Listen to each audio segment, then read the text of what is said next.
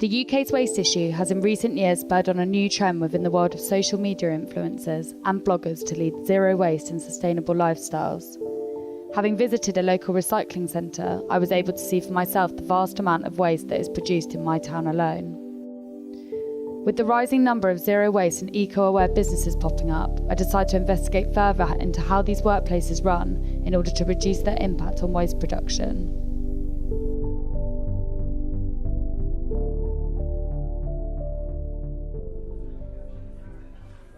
In this episode, I explored the expanding industry of eco-eating, meeting with restaurateurs who strive to be zero waste within their workplaces. The journey begins at Terroir Tapas, a local eco-aware tapas bar where I currently work. Working with Mark and his team allowed me to get to know better what it's like to work in a zero-waste restaurant.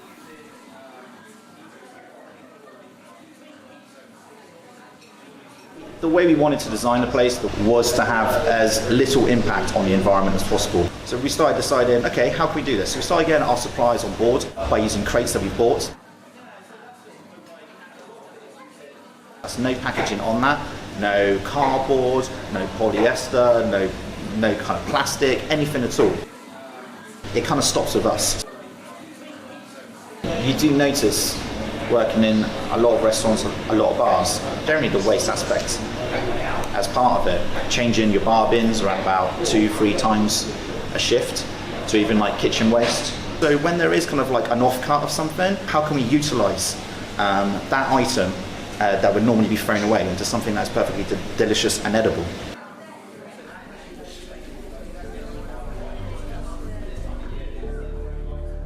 Something that truly stood out for me at Terroir was the use of aquaponics to grow ingredients on site for their menus. The aquaponics system is a closed-loop system in which nutrients produced by the fish are then absorbed by the plants, enabling them to grow with the help of an ultraviolet light system.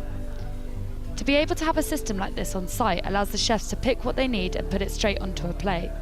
It was interesting to see firsthand how systems like these are already reducing Terroir's need to import certain ingredients, not only reducing the cost, but also their carbon footprint. I met with James Fowler, the owner of Terroir Tapas, and he showed me how aquaponics work on a larger scale at their greenhouse site in Sway.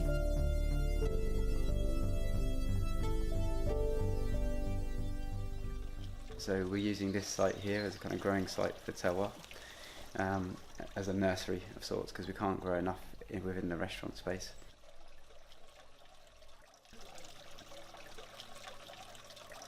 Currently at the other restaurant, we spend about 60 quid a week to get rid of our waste. That's recycling and general waste as it goes. The busier restaurants are and the size of restaurants, there's obviously a lot of waste, be it from napkins to food waste. But yeah, it seems to be working well.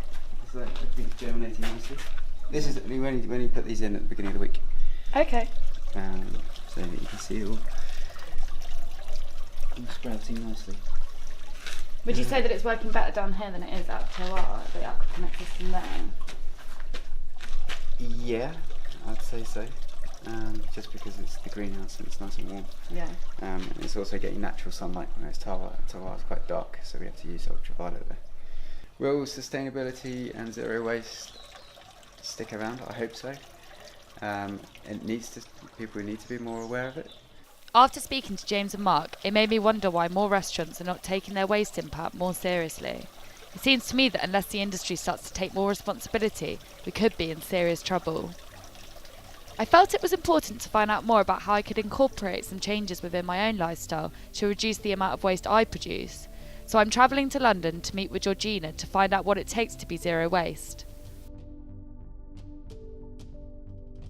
We're in London on Featherstone Street. We're about to go meet Georgina, who's the editor of Pebble magazine, and we're going to go find out more about zero waste lifestyles. Pebble is an online platform which shares and promotes all things ethical and aims to educate us all on how to lead more eco-friendly lifestyles.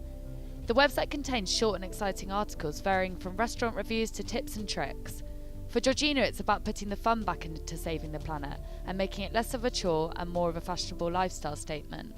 I used to live out in Dubai, which is probably the most opposite place for zero waste, and I think after living there and seeing the sort of the damage that not really caring about your environment or not really caring about the future sort of so much gives you, that I wanted to kind of do the opposite of that. And partly through getting involved in Pebble and setting that up, I was interested in where sort of green living could take you, and then came across lots of different zero waste initiatives and different bloggers, and I think it's become a sort of tag for anyone interested in sort of reducing their waste.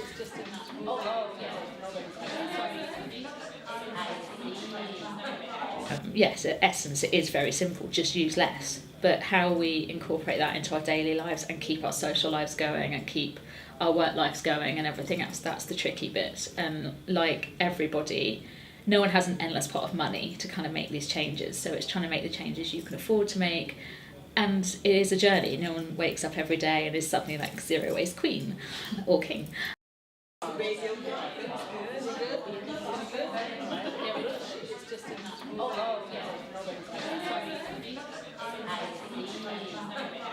We're definitely seeing a lot more sort of individual restaurants and sort of looking at their supply chain, not just from a packaging and plastic point of view, but from creating a sort of local supply chain, because obviously the closer their ingredients are to them, the less packaging they need, the less wasteful it is. So I think that's the other angle as well, looking for restaurants where their food's coming from within 10 miles or 20 miles, they're going to have a lighter impact on the planet than someone who's sort of getting international food flown in.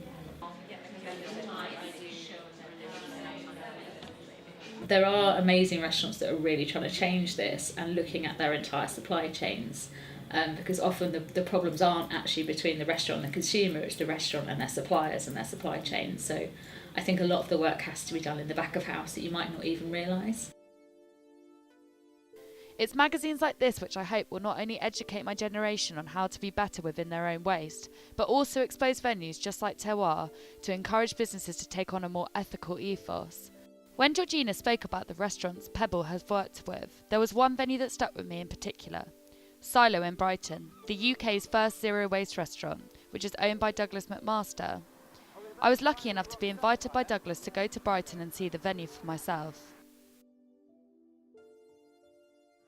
I met an artist in Australia who made buildings and installations and loads of wonderful art pieces out of waste materials, and it just sort of planted a seed in my head. And it was at a time when I was working for one of the world's best restaurants in Sydney, and then couldn't not see the waste. It was everywhere I looked I saw waste.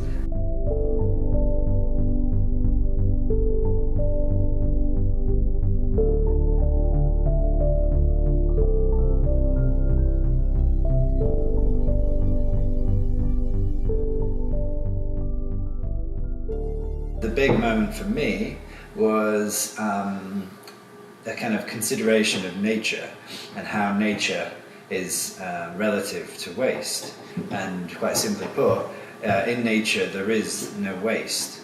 And I thought, well, how do we integrate nature into a restaurant? And that's how Silo was born. We have a very clever compost machine that is an aerobic digester, and that turns all of our organic food waste into compost in just one day. And so that sort of, I guess, mops up anything that we don't kind of put on a plate. So basically all the food waste goes in the top and then comes out here a day later.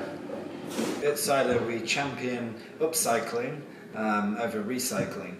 So upcycling is where you turn something with little or no value into something with ideally great value, something beautiful. So we turn waste plastic into plates, waste plastic into cocktail tabletops, table legs that would go into landfill, are our table legs.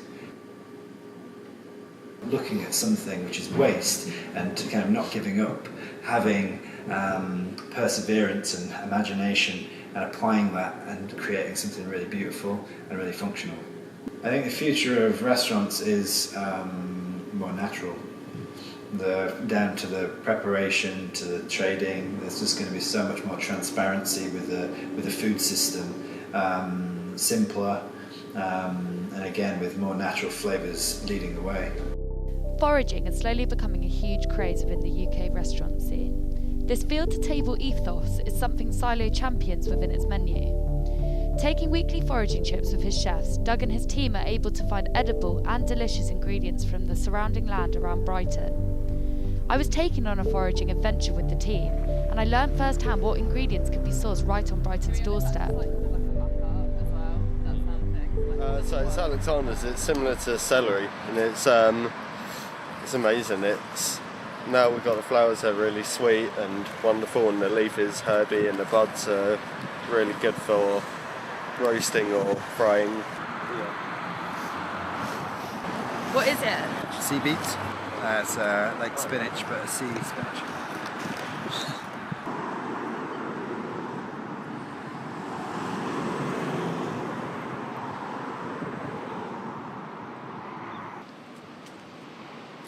You can see that there's a tiny bit of leaf starting to come out, Oh, okay, that's cool. and then just here as well.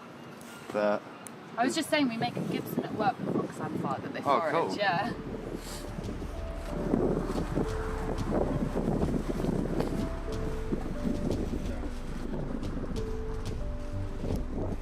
Something that I have learnt from my journey to explore these venues is that the waste issue within hospitality lies majorly within the supply chain. One simple change that I think most restaurants need to start thinking about is sourcing their ingredients more locally. This can be done by growing their own produce, foraging from the land, and looking into more closed-loop composting systems to install within their venues. It's not to say that the journey to zero waste for restaurants will be easy, but just taking more responsibility and incorporating some simple changes could really create a positive impact for the world we are living in. I've met some incredible people on my journey to investigate the world of eco-eating, and it's only my hope that more and more restaurants like Silo and Tawar begin to pop up in the future.